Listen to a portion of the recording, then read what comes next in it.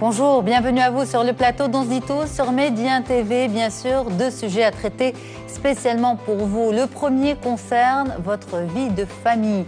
Peut-être que ça se passe mal au niveau du couple, peut-être que vous pensez au divorce et les enfants dans tout ça. Loin de vous culpabiliser, au contraire, l'idée est de penser au développement et au bien-être de vos enfants. On vous en dit un peu plus dans un instant avec mes invités. Puis ensuite, on enchaîne sur un sujet de sensibilisation, le don du sang, son importance.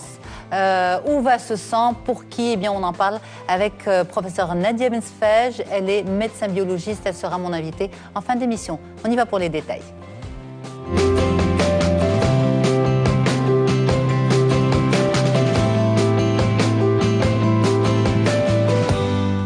Le couple va mal, on pense au divorce. Peut-être que vous avez justement divorcé. Et puis, il y a des enfants. Et ces enfants...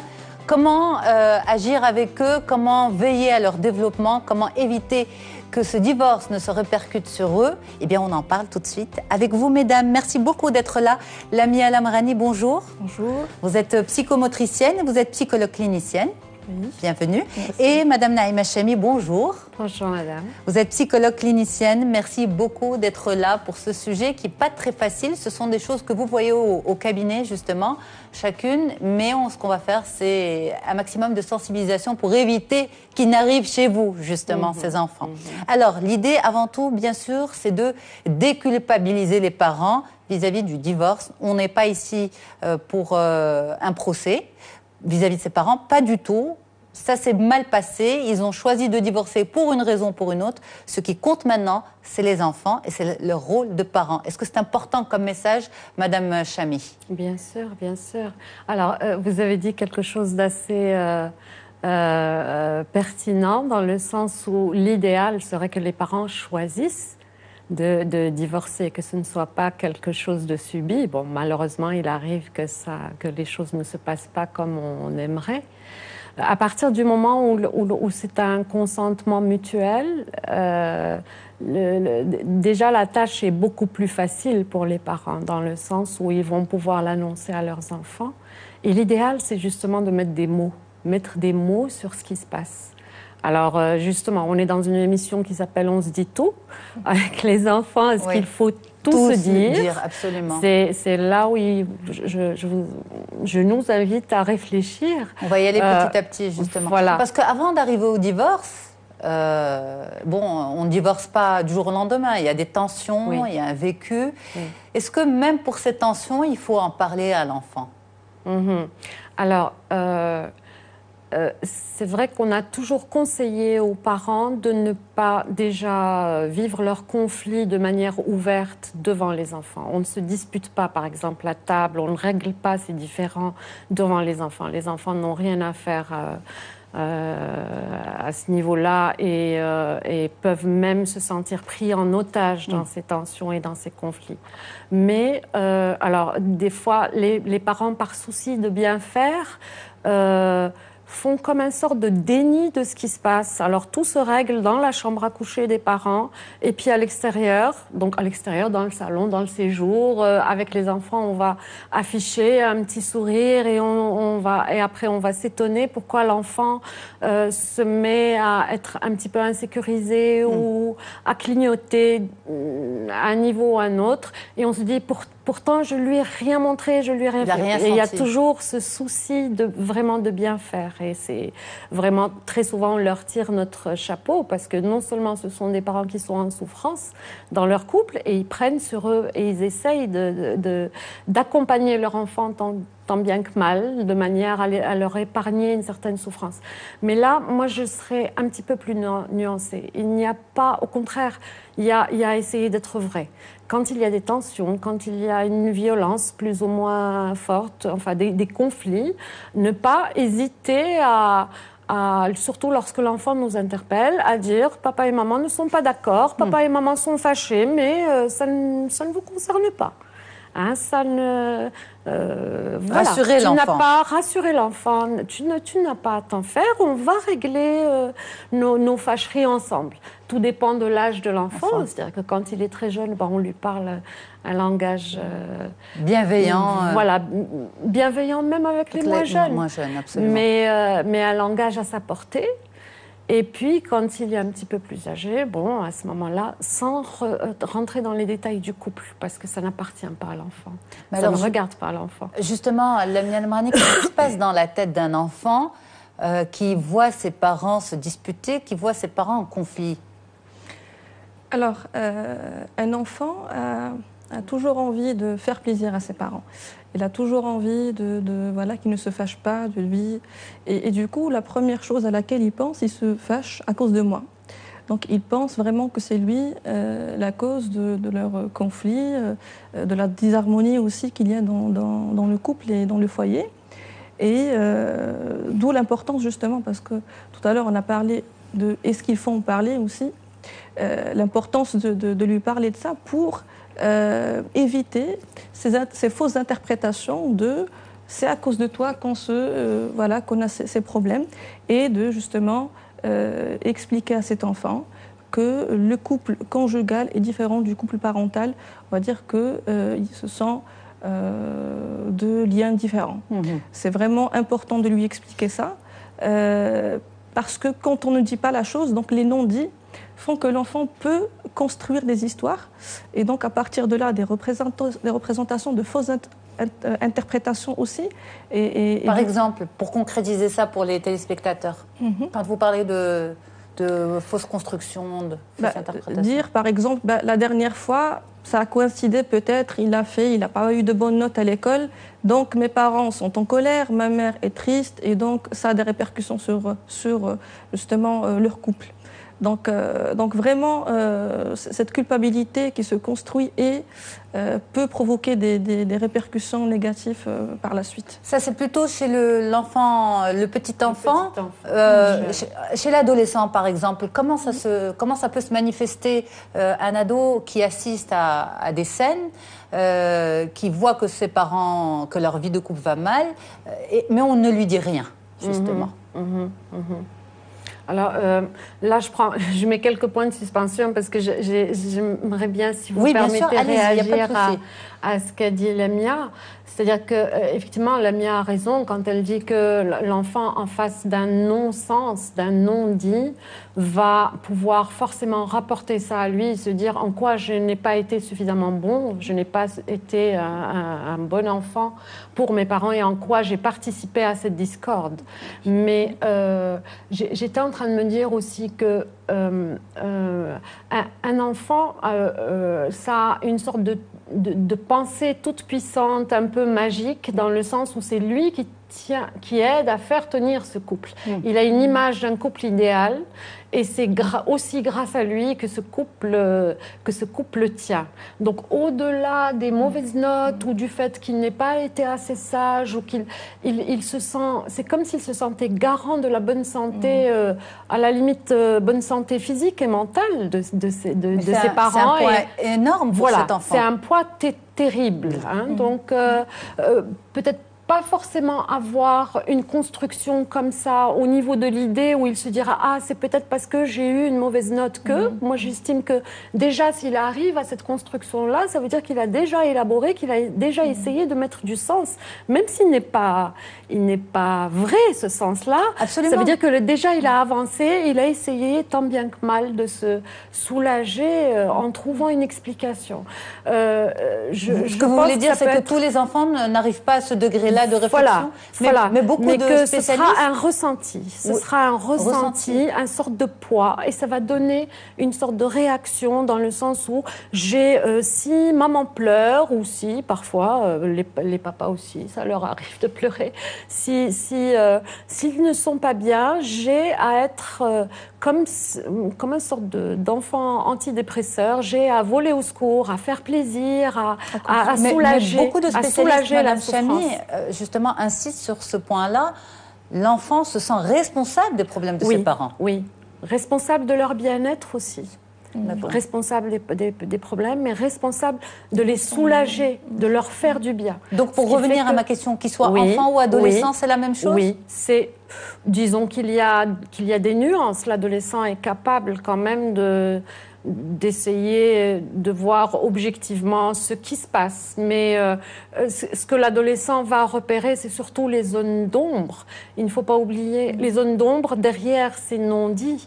Et donc, il ne faut pas oublier qu'à l'adolescence, il y a un mouvement de désidéalisation des parents. Papa et maman ne sont plus Dieu. Ils sont comme monsieur tout le monde, avec leurs défauts, leurs failles. Et donc, des parents qui n'assument pas de manière cohérente, de manière clairvoyante et lucide ce qui se passe et qui n'arrivent pas eux-mêmes à en parler, à le verbaliser, et ben ça précipite peut-être un petit peu plus dans ce mouvement de désidéalisation. Et effectivement, on peut avoir des ados qui vont interpeller fortement leurs parents en les comment dire, en posant directement la question, qu'est-ce qui se passe? Bon, là, c'est dans l'idéal des cas, mais parfois on peut avoir un mouvement soit d'insolence, de dénigrement, mais à la limite, c'est un appel d'amour de la part de cet ado-là qui est en train de vous dire, mais tiens bon, occupe ta place et impose-toi. Et impose-toi et parle des choses, assume le problème, ne sois pas dans l'évitement. Continue à faire en sorte que je t'admire. Mais alors justement, pour reprendre cette idée que l'enfant, en quelque sorte, et vous l'avez dit, pour beaucoup de couples, c'est le ciment du couple, est-ce que c'est une bonne chose ou c'est une mauvaise chose? Qu'est-ce que vous en pensez, vous, en tant que psychologue clinicienne? Je n'ai pas saisi quand vous dites c'est le ciment du couple. Qu'est-ce qui est le ciment du couple? L'enfant lui-même, c'est-à-dire que c'est lui qui fait tenir ce couple. Dans son fantasme, à lui. Dans son fantasme. C'est-à-dire qu'il est garant de leur... oui, c'est-à-dire qu'il a une image idéale du couple.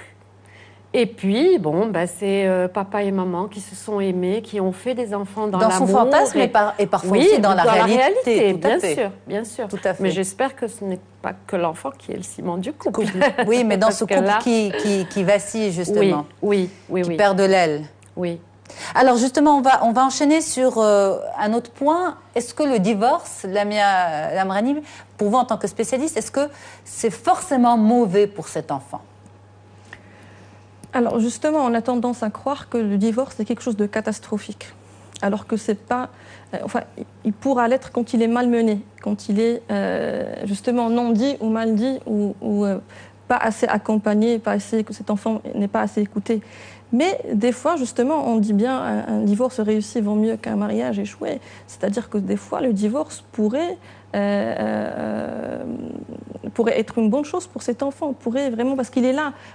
Les enfants sont intelligents, ils observent, ils remarquent, ils s'en doutent un peu qu'il y a quelque chose qui va mal. Et donc, des fois, c'est vraiment... Donc, quand on décide, par exemple, de rester pour les enfants, c'est pas forcément une bonne chose.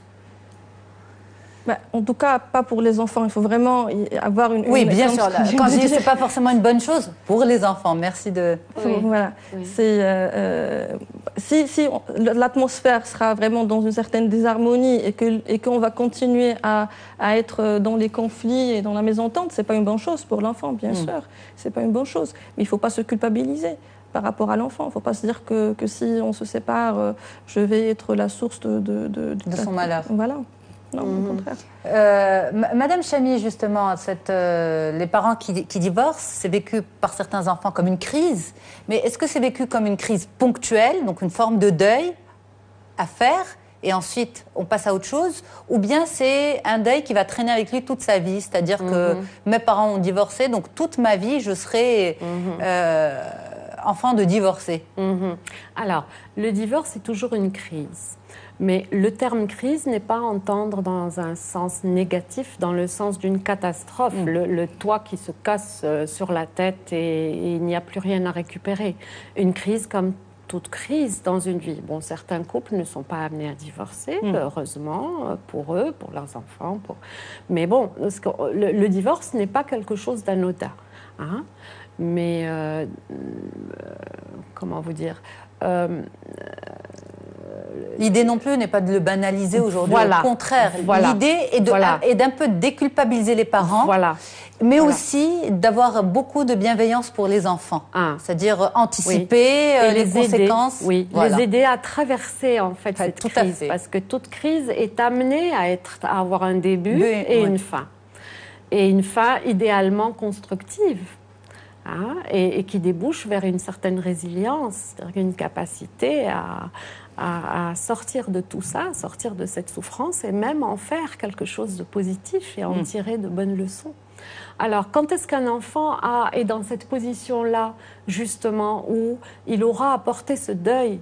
Vous faites bien d'utiliser ce terme de deuil parce que c'est vrai que un divorce, c'est forcément une perte. Ça évoque une perte. C'est la perte du schéma familial classique, hein, de papa, maman à la maison, la perte de certains repères, et j'en passe. Donc, effectivement, ça débouche forcément vers un travail de deuil. Mais ce deuil-là ne sera pas résolu et sera traîné durant toute une vie, justement, si on n'en a pas parlé. On n'a pas mis des mots, on n'a pas verbalisé, on n'a pas mis des mots sur ce qui se passe. Et on n'a pas été rassurant pour l'enfant. Vous savez, ce qui peut être justement plus...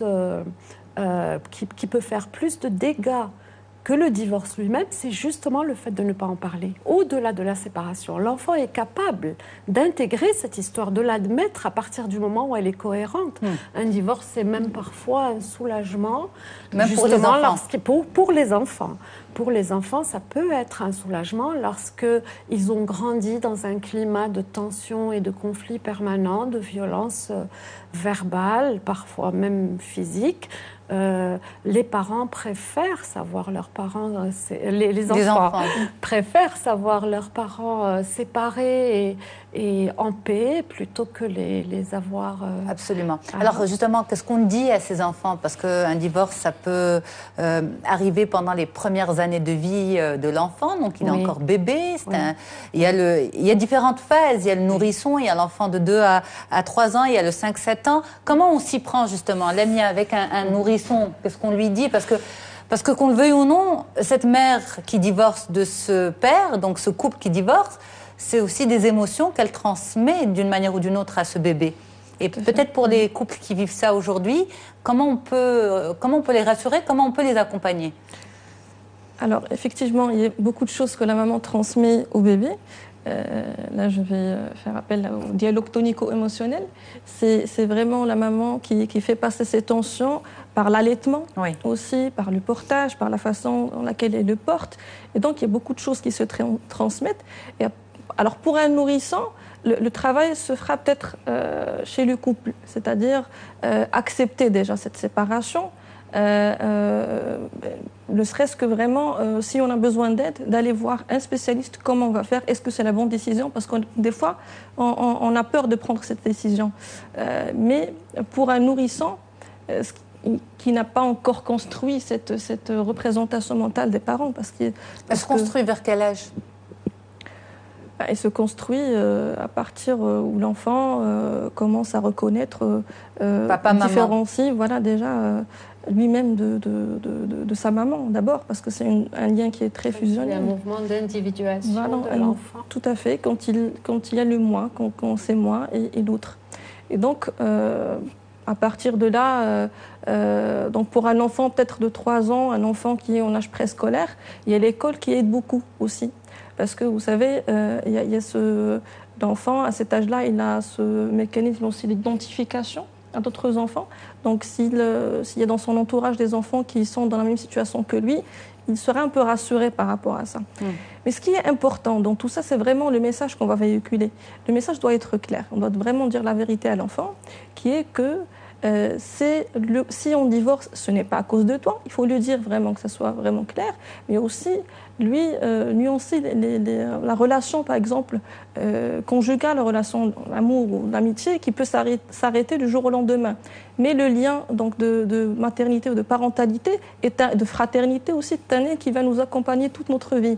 Et donc, si on continue d'être un couple, on va continuer d'être des parents. Donc ta maman restera ta maman avant et après le divorce, et ton papa, la même chose. C'est vraiment ce message-là qui doit être clair et adapté à l'âge de l'enfant.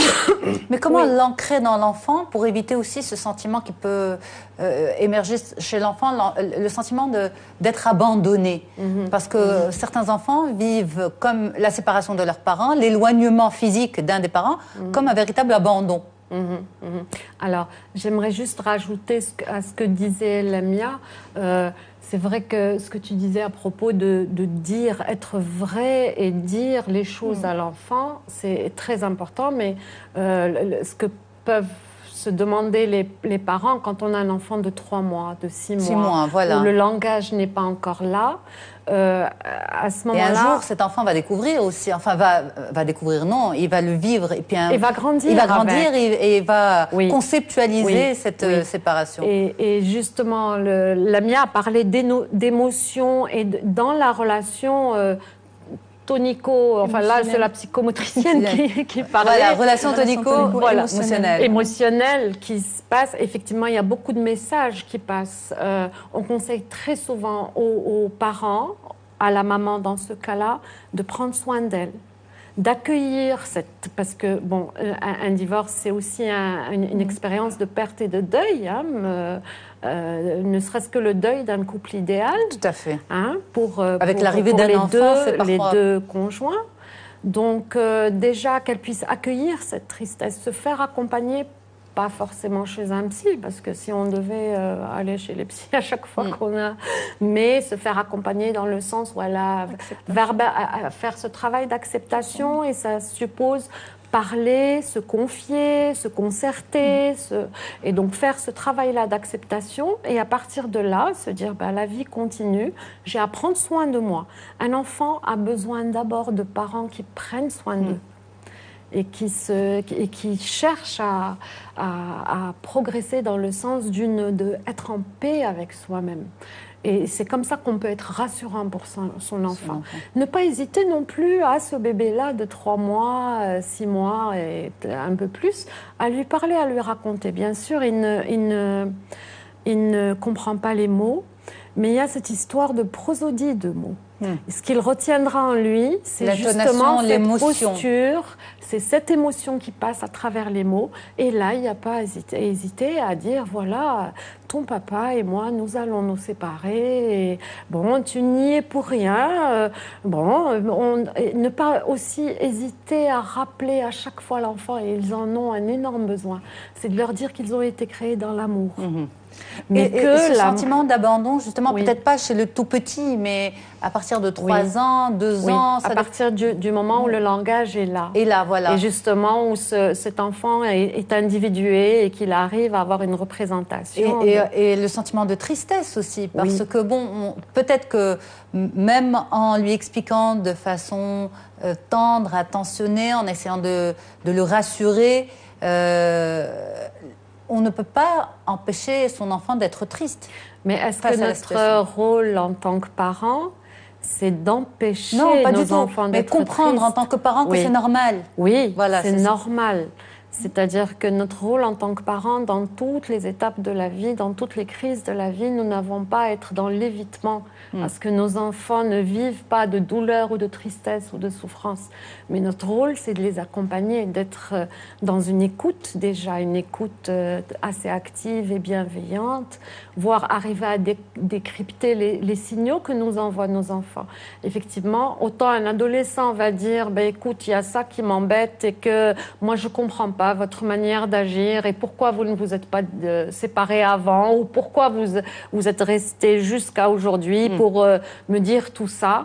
Autant un adolescent va verbaliser, un enfant de 2-3 ans, voire même un petit peu plus, ne saura même pas ce qui se passe, il va se sentir un petit peu mal à l'aise et pourra commencer à clignoter d'une autre manière, peut-être par en chouinant un peu le matin, en se réveillant, il ne sait pas trop qu'est-ce qu'il veut manger, il veut pas... Il devient un symptôme, en fait. Voilà, ça commence à... Ou des petits maux de ventre, des petites somatisations. Et là, c'est important pour les parents d'être à l'écoute, être attentif et permettre à l'enfant de reformuler ça. C'est « Oh, je vois que il t'arrive ceci, cela. Qu'est-ce qui se passe? Tu es en colère ?»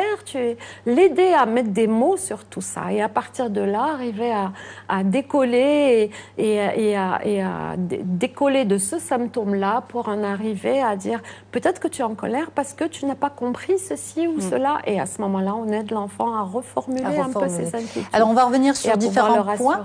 On va revenir sur différents points juste après la pause. Peut-être aussi sur certaines phrases, notamment je suis restée pour vous, je suis restée à cause de vous. Ça peut être mauvais aussi pour les enfants. En tout cas, merci beaucoup, mesdames, pour pour cette discussion, pour ce partage. Et puis, on parlera aussi de dons du sang avec le professeur Nadia Bensfaj. Restez avec nous, on revient dans un petit moment.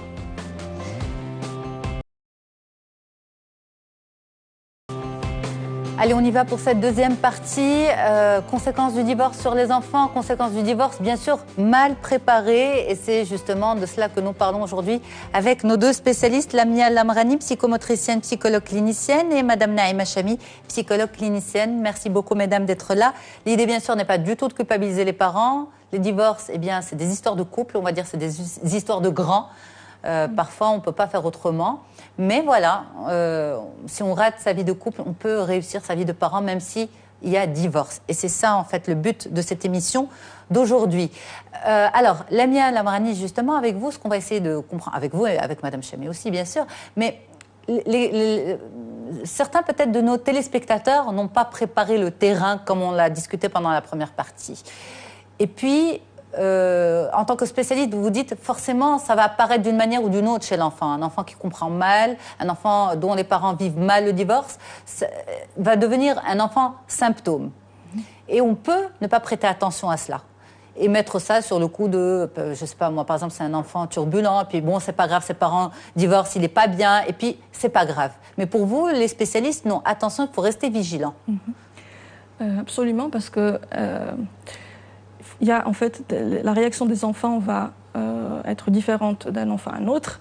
Moi, je veux insister surtout sur les enfants qu'on croit qui ont bien accepté, qui nous disent non, il n'y a pas de problème, j'accepte. Enfin, c'est tout à fait normal. Il faut vraiment faire attention avec ce genre d'enfant parce que c'est une sorte de souffrance qui est masquée. Parce que l'enfant. Enfant et adolescent. Enfant, adolescent, tout à fait. L'enfant doit réagir par rapport à cette séparation, parce que c'est une séparation, c'est une épreuve. Donc le normal, ou ce qui est sain, c'est qu'il y ait une réaction déjà, mais encore faut-il qu'il l'exprime. Et donc ce genre d'enfant, donc au lieu d'être consolé, il va consoler ses parents. Donc en rappelant tout à l'heure, on avait parlé des enfants qui voulaient qui se croient justement source de bonheur du couple et justement de la vie de famille. Et donc ces enfants-là, il ne faut pas laisser passer leur souffrance parce que c'est quelque chose qu'ils vont porter et qui va peut-être réapparaître. Il ne faut pas être rassuré en tant que parent. Se dire, il le prend bien, c'est pas grave, il est là pour moi, il me console, il est génial, mon enfant. Voilà, il a accepté facilement, rapidement aussi, parce que c'est un travail aussi, de deuil aussi, c'est un processus. Donc il faudrait... Pour vous, les spécialistes, vous appelez ça la parentification de l'enfant, c'est ça? C'est l'enfant qui se sent parent? Oui, tout à fait.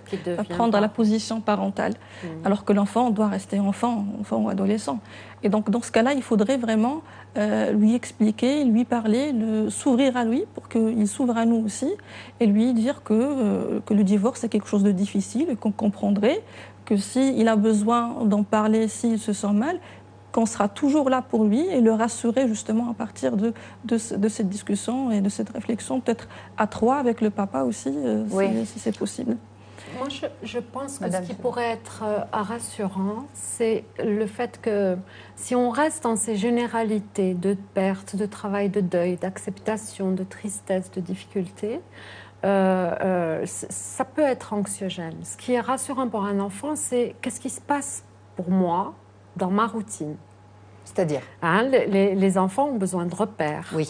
Ça, il y a des jours d'école, il y a des jours de vacances, il y a des moments où on voyage, il y a des moments où on rentre à la maison, on fait sa toilette, lui donner une visibilité on travaille. Voilà. Sur cette nouvelle vie. Voilà, cette nouvelle vie, voilà ce qui te concerne. Parce que quand on se dit, on s'ouvre à lui, alors certains parents veulent vraiment bien faire et on se dit tout.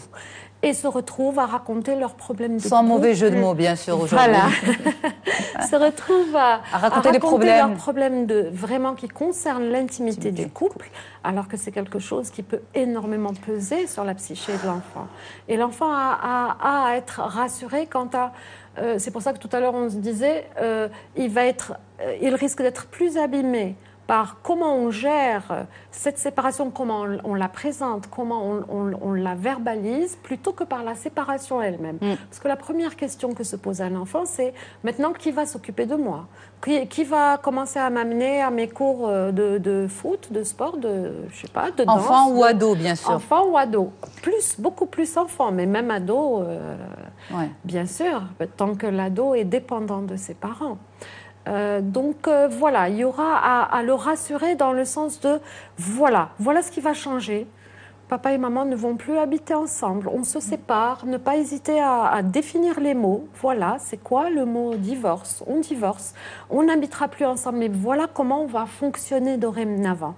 Et montrer à l'enfant de manière convaincue et convaincante qu'on a réfléchi à tous ces aspects de ta vie, que désormais, ça et ça et ça et ça ne va pas changer pour toi. Donc en fait, il faut en faire au niveau du couple une priorité avant même, on va dire, l'étape administrative du divorce, l'étape technique du divorce, de la séparation. C'est-à-dire penser à toute cette organisation. Bien sûr. Et la présenter à l'enfant pour le rassurer. Bien sûr, donc mais ne présenter à l'enfant qu'une fois que le divorce est quelque chose de clairement établi.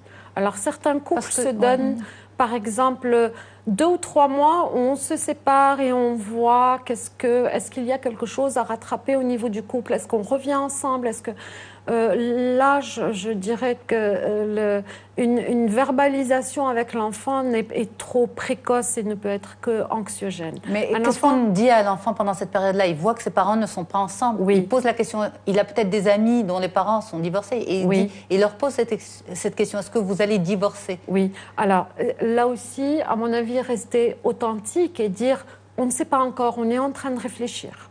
C'est pas anxiogène pour l'enfant ? Mais en attendant, on n'a pas le choix. On est en train de réfléchir, on ne sait pas encore. Quand on trouvera la solution, on te dira, on te mettra au courant. Mais en attendant, voilà comment on fonctionnera. C'est que ce qui est rassurant, c'est au niveau du fonctionnement. Voilà ta vie de tous les jours, comment elle sera. Et bien sûr, l'enfant a son mot à dire. A son mot à dire dans le sens de qu'est-ce que tu préfères, qu'est-ce qui est faisable, que ce soit moi qui vienne te chercher de tel cours ou que ce soit papa, bien sûr à condition que l'un et l'autre soient disponibles bien sûr. Parfait. Mais bon. Alors, on revient aux symptômes aussi. Lamia, on continue sur ça, c'est-à-dire les parents doivent rester vigilants. Le terrain n'a pas été préparé. Ces discussions, cette prise de conscience, malheureusement, bien sûr, les parents veulent le mieux pour leurs enfants. Mais quand ça se passe mal, c'est parce qu'eux-mêmes n'ont pas l'information. Et c'est ce rôle-là aussi que nous jouons aujourd'hui. Mais voilà, qu'est-ce que vous constatez dans votre cabinet ? On vous ramène des enfants avec quel petit trouble ou quel trouble plus important ? Alors, généralement, les enfants viennent pour un autre motif au cabinet. C'est-à-dire ils vont venir après un fléchissement scolaire, l'enfant n'a plus envie d'aller à l'école, des fois, ça peut évoluer vers une agressivité aussi. Il devient agressif, opposant avec ses pairs donc à l'école. Et parfois pour une énurésie. Donc, pipioli la nuit. Pipioli qui fait une régression. Et parfois des troubles de sommeil, des cauchemars. Donc des signes d'anxiété, une anxiété de séparation. Et après, c'est à partir de l'entretien, à partir de l'anamnèse qu'on se rend compte qu'il y a une séparation qui n'a pas été préparée ou qui a été mal vécue. Et donc, à partir de là, on essaie de travailler ces choses-là avec l'enfant et avec ses parents. Alors moi, j'ai envie aussi d'insister sur quelque chose qui est très important, c'est que les parents doivent essayer quand même d'être en harmonie par rapport à ce qu'ils vont faire au projet de leur enfant. C'est-à-dire que les décisions devraient continuer à se prendre à deux pour l'enfant. Alors au cabinet, des fois, on reçoit souvent des enfants qui viennent avec leur maman. Et dont le père n'est pas tout à fait d'accord pour la prise en charge. Pour la prise en charge psychologique. Et parfois même, il y a une dévalorisation de cette démarche-là. Et même, j'ai entendu dire des enfants, enfin des parents, des pères qui disent à leur enfant, c'est pas toi qui as besoin d'aller voir la psychologue, c'est ta maman. Et donc, c'est vraiment très destructeur par rapport à cet enfant. C'est les enfants qui vous rapportent ça? Oui. C'est les enfants qui rapportent ça. Et on le ressent, en tout cas, on ressent à partir de l'entretien, à partir de ce que rapporte la maman aussi. Donc, tout ce qui se dit. Ça complique la prise en charge? Oui, ça complique la prise en charge. Parce que l'idéal, c'est de faire une prise en charge aussi familiale, avec les deux parents et l'enfant, et lui réexpliquer les choses qui ont été mal dites ou pas dites du tout. Et voilà, on reçoit vraiment ce genre d'enfant, c'est vraiment la dernière phase, c'est quand il y a un retentissement plus visible au niveau scolaire et qui vient nous voir en cabinet. Madame Chamy, justement, on parle beaucoup de préparer le terrain, discuter au maximum avec l'enfant, que ce soit un nouveau-né ou un adolescent beaucoup plus conscient de la réalité des choses. Vous l'avez dit, on ne peut pas empêcher nos enfants d'être tristes, même si on prépare le terrain au maximum. On leur explique les choses, mais le sentiment de tristesse, ça, c'est un sentiment humain. On n'est pas là pour les empêcher de ressentir des choses. Mais est-ce qu'il ne faut pas aussi faire attention, peut-être passer le message, attention à la surprotection de ces enfants? Trop les protéger, c'est aussi néfaste pour leur développement. Oui, c'est être quelque part dans l'évitement de la réalité, le déni d'une certaine réalité et les emprisonner dans une sorte de bulle surprotectrice et trop enveloppante et les couper d'une certaine réalité.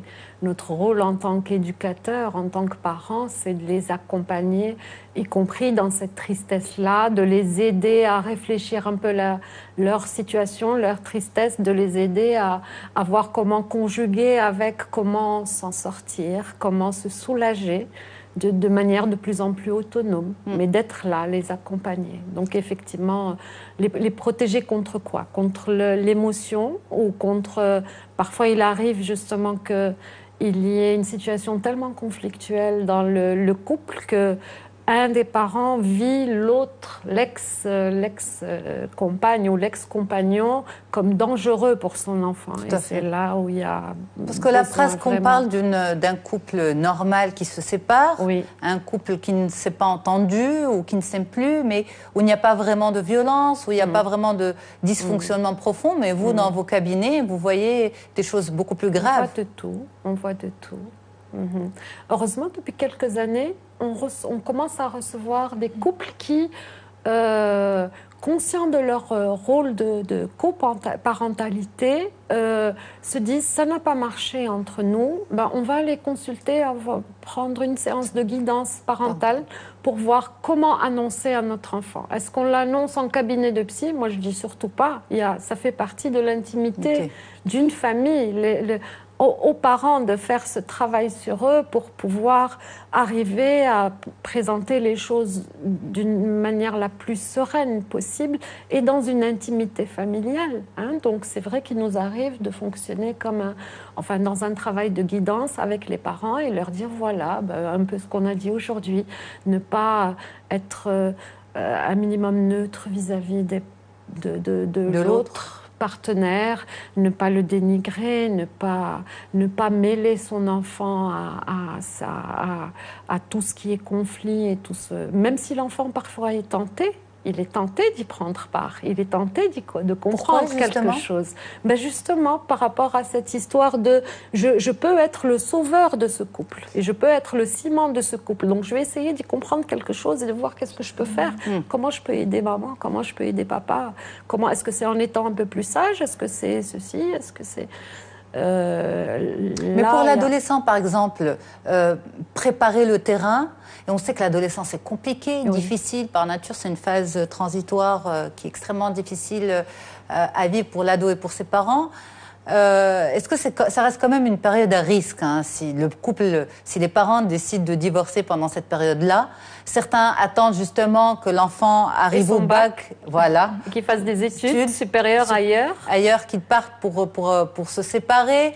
On essaie de s'organiser quand même en pensant au bien-être de ces ados. Est-ce que c'est une bonne réflexion, honnêtement? Alors, ça me rappelle cette histoire des mamans. Très souvent, ce sont les mamans qui ont ce sentiment de s'être sacrifiées, d'avoir sacrifié leur bien-être en tant que femme, leur confort en tant qu'épouse, en tant que femme,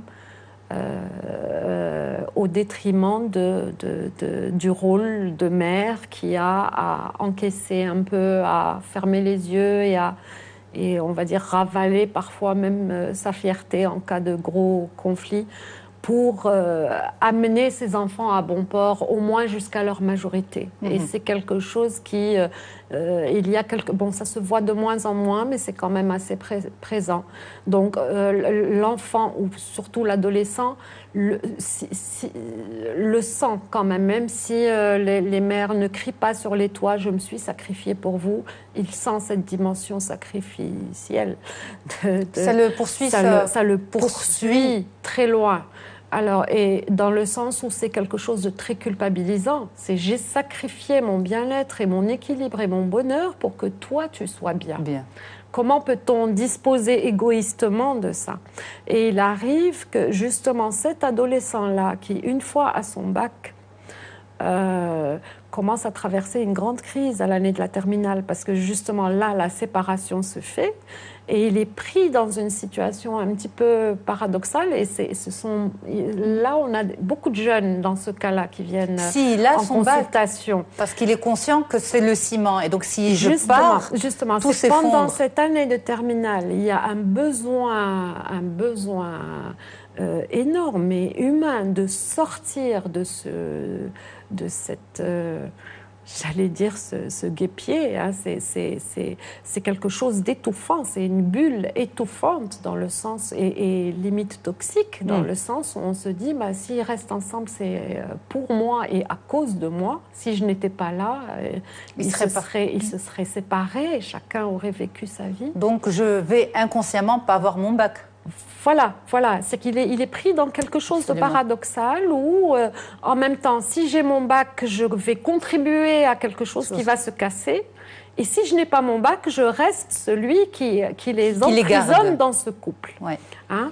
Et puis après, j'ai rencontré aussi très souvent des jeunes qui, inconsciemment, alors des jeunes très brillants, qui, une fois qu'ils ont leur bac, après, sont en grande difficulté au niveau de leurs études supérieures et ne comprennent pas. Mais en fait, c'est comme si c'était un prix à payer pour... tu as été malheureuse pour moi, moi aussi. Je suis solidaire de ta souffrance et donc je ne peux pas m'autoriser à réussir. Comment je peux m'autoriser égoïstement comme ça alors que tu as sacrifié toute une vie? Donc c'est un lourd poids à porter. Alors S'il y a à faire quelque chose, c'est ne pas se sacrifier. Ne pas se sacrifier, voilà.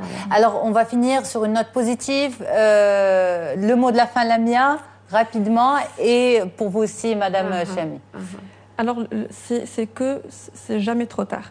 S'il y a des choses qui n'ont pas été, qui ont été mal dites, ils peuvent toujours être bien dites ou jamais dites. Au moins, vraiment faire ce pas et de dire, d'en parler et penser vraiment à ces enfants qui seront des futurs parents. Il y a beaucoup de choses qu'on transmet, donc c'est jamais trop tard. Il faut penser à le faire dès maintenant. Pourquoi pas? Madame Chami, un petit mot rapide. Oui, j'aimerais juste en 2 mots dire qu'on a à faire confiance à nos enfants. Bien sûr, ils vont vivre certaines souffrances par rien qu'au divorce. La vie est faite de souffrances, mais c'est ce qui nous forge et qui nous aide à grandir, à mûrir. Donc faites-leur confiance. L'idéal, c'est d'avoir suffisamment d'écoute pour qu'ils puissent, eux, disposer de cette liberté de s'exprimer. Et à ce moment-là, à partir du moment où le dialogue est établi, on peut tout réparer, même si on s'est trompé. Il n'y a pas de mal non plus à dire en tant que parent, bah, tu sais, l'autre fois, je t'ai dit ceci, cela, j'ai réfléchi, je me suis trompée, je n'aurais pas dû. Voilà comment, à mon avis, maintenant, aujourd'hui, on pourrait réfléchir la chose. À ton avis, qu'est-ce que tu en penses? En tout cas, merci beaucoup pour toute cette bienveillance pour les enfants et pour leurs parents. Justement, Lamia Lamrani, psychomotricienne, psychologue clinicienne, et Naïma Chami, psychologue clinicienne. Merci beaucoup, mesdames. On enchaîne dans un petit moment avec le professeur Nadia Bensfej. À tout de suite pour les détails. Allez, on enchaîne avec ce sujet qui va essayer de vous booster au maximum, vous pousser à donner votre sang. Le don du sang, on en parle tout de suite avec vous, professeur Nadia Bensfej. Bonjour. Bonjour. C'est un plaisir de vous recevoir. Également, c'est un plaisir. Merci beaucoup, Lella. Vous êtes médecin biologiste, professeur d'immunologie. Et justement, avec vous, nous allons essayer de comprendre le fonctionnement, l'importance et les techniques de don du sang. Justement, l'importance, ça, vous le connaissez de par votre pratique. Alors oui, l'important, je le connais pour avoir travaillé pendant plusieurs années au CHU de Rabat. Donc c'est uniquement pour le CHU, on était à quasiment 10 000 poches de sang, de produits sanguins par an. Ce qui est un volume énorme de poches qu'on pouvait livrer à différents services. Donc, uniquement pour le CHU Uniquement, et quand je dis CHU, je parle uniquement de 3 hôpitaux, puisqu'on ne faisait pas, on ne traitait pas la maternité et l'hôpital d'enfants. Donc c'est un volume énorme, ne serait-ce que pour l'hôpital de Rabat.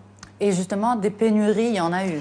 Il y a des pénuries au sein de cet hôpital, au sein du CHU. Bien sûr, il y a des pénuries, des périodes où il y a des pénuries, en particulier l'été, quand les gens sont en vacances. Il y a moins de dons dans ces périodes-là.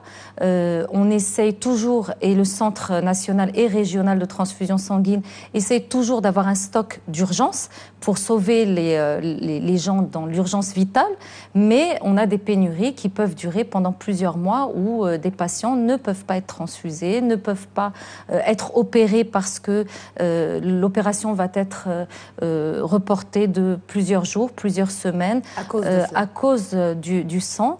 Des patients en chimiothérapie qui ne pourront pas avoir leur cure de chimiothérapie parce que ils n'ont pas le taux d'hémoglobine, le taux de plaquettes suffisant pour avoir leur cure de chimiothérapie. Donc ça leur décale leur traitement.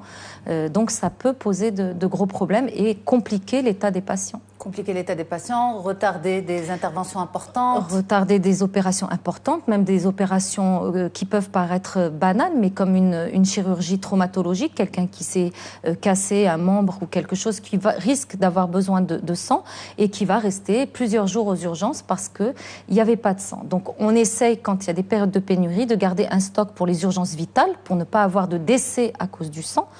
Mais on peut avoir beaucoup de retard et de complications, bien sûr, par manque de sang. Eh bien, voilà pourquoi nous, on fait cet entretien avec vous, justement, pour encourager au don du sang. Il y a souvent des campagnes, mais on ne peut pas toujours attendre, les médias ne doivent pas toujours attendre les campagnes pour parler de l'importance du don de sang. Au contraire, c'est notre rôle aussi d'agir ponctuellement et de rappeler toute l'importance de ce geste. Alors justement, qui peut donner, professeur Bensfej? Alors, qui peut donner? Toute personne âgée de plus de 18 ans. Donc ça, c'est l'âge légal pour être donneur de sang. Ensuite, on a en fait, au-delà de 18 ans, on va plus dire qui peut donner, mais qui ne peut pas donner. Parce que tout le monde peut donner. Il y a certaines contre-indications, des contre-indications qui peuvent être transitoires, comme une femme enceinte ou une personne qui a un petit pic d'hypertension à un certain moment. Et puis, on a des contre-indications absolues pour des personnes atteintes du VIH, des personnes qui ont des maladies comme une insuffisance rénale chronique, des cancers, etc., qui ne peuvent pas être des donneurs, des patients infectés aussi par l'hépatite, etc., pour ne pas bien sûr transmettre les virus. Mais donc, il y a plus des contre-indications aux dons que... Malheureusement, on sait que, par exemple, si on devait prendre le cas de l'hépatite ou encore du VIH, certains porteurs ne savent pas qu'ils sont porteurs, peuvent être donneurs. Bien sûr, des analyses sont faites. Tout à fait. Donc, au moment où vous allez donner votre sang, il y a un médecin. Donc ça, c'est au niveau des centres de transfusion sanguine, des centres régionaux de transfusion sanguine. Vous allez être reçu par un médecin qui va vous interroger, qui va vous examiner. Et puis, on va vous faire, bien sûr, des analyses. Même si vous êtes prélevé, il va y avoir des analyses. Les poches prélevées vont être mises en quarantaine le temps que les analyses sortent. Donc, les principales analyses, le VIH, l'hépatite B, l'hépatite C, la syphilis, ça, ce sont des analyses qui sont systématiques. On ne peut pas sortir, bien évidemment, une poche de sang qui va être contaminée. Très bien. Alors, à quelle fréquence, si on a plus de 18 ans, en bonne santé, à quelle fréquence on peut donner? Alors, pour les hommes, ils peuvent donner 5 fois par an. Les femmes, c'est 3 fois par an. Et il faut qu'il y ait un délai minimum entre 2 dons. Pour les hommes, 2 mois, et pour les femmes, 3 mois. Très bien. On parle de bénéfices santé pour le receveur, bien sûr, mais aussi pour le donneur. Une personne qui donne du sang, non seulement c'est un geste noble qui sauve des vies, mais c'est aussi un geste santé. Alors, un geste santé, on ne va pas dire que ça va vous sauver la vie ou ça va vous prolonger la vie, mais il y a des études, effectivement, qui ont démontré que les donneurs réguliers, on ne va pas parler d'un donneur ponctuel, mais les donneurs réguliers, des études ont démontré qu'ils faisaient beaucoup moins de problèmes cardiaques. Donc, c'est effectivement, on peut parler d'un bénéfice santé pour ces patients, puisque on diminue le taux de fer au long terme, et donc ça peut diminuer les risques de faire des infarctus du myocarde ou des problèmes cardiaques. Après, il y a aussi le bénéfice d'avoir un suivi, parce que quand on est en bonne santé, on ne va pas forcément consulter, et donc ça peut être le moyen de diagnostiquer à un moment donné un VIH, une hépatite, quelque chose qui est passé inaperçu, une hypertension, etc. Absolument. Alors, justement, certaines personnes ont peur du don du sang, de l'acte en lui-même, pensent que c'est un acte douloureux, pensent que c'est un acte qui peut avoir un petit peu de quelques complications juste après, perdre un peu d'énergie, perdre conscience. Est-ce que c'est vrai ? Alors, il y a du vrai, il y a du faux. L'acte en lui-même ne fait pas mal. C'est vraiment comme un prélèvement sanguin. Hein. C'est une petite piqûre et le personnel des centres de transfusion sont vraiment très, très doux. Ça se passe très bien. Donc, vraiment, c'est à jeun que ça doit se faire ? Il n'y a pas de souci pour donner le sang. Non, non, il n'y a pas de souci. On peut avoir mangé avant. Et donc, ils vont vous faire une petite piqûre et placer donc, une piqûre avec une tubulure et une poche de sang. Et donc, vous êtes allongé dans un siège et pendant le prélèvement, normalement, vous ne ressentez rien. Et certaines personnes, et ça arrive, peuvent sentir un malaise parce que comme on vous enlève un volume de sang, donc ce volume-là, on peut ressentir un petit vertige, on peut sentir un petit malaise momentané. De toute façon, il y a une équipe médicale qui vous entoure et c'est vraiment momentané. Donc ce qu'on va conseiller, c'est juste après la transfusion de bien boire, de ne pas faire un effort physique important le jour du don du sang. Donc voilà, certaines personnes peuvent s'évanouir un petit peu, mais c'est vraiment exceptionnel et ça c'est dure, pas méchant. Non. Et c'est pas grave. Au final. Non, c'est pas grave du tout parce que on sauve des vies et on l'oublie. On peut malheureusement, on est tous confrontés dans notre famille, dans soit une maladie chronique, soit une pathologie, mais malheureusement le plus urgent c'est un accident de la voie publique. Et un accident de la voie publique, s'il y a une aorte ou une rate qui éclate, on va avoir besoin de poches de sang en urgence. Et si on n'a pas des donneurs, eh bien, le patient peut décéder. Donc, c'est vraiment un acte altruiste très, très important. Eh bien, merci beaucoup pour toutes ces explications, professeur Nadia Bensfej. Je rappelle que vous êtes médecin biologiste, professeur d'immunologie. À bientôt. À bientôt Yasmine, merci à vous. Merci Lalla. On peut vous regarder à nouveau sur medientv.com et justement toute cette émission dans son intégralité. Un grand merci à vous pour votre fidélité et à toute l'équipe qui m'aide pour la réalisation, la diffusion, la production de cette émission à Tanger et à Rabat. À très vite sur Médien TV et sur Médien Radio bien sûr.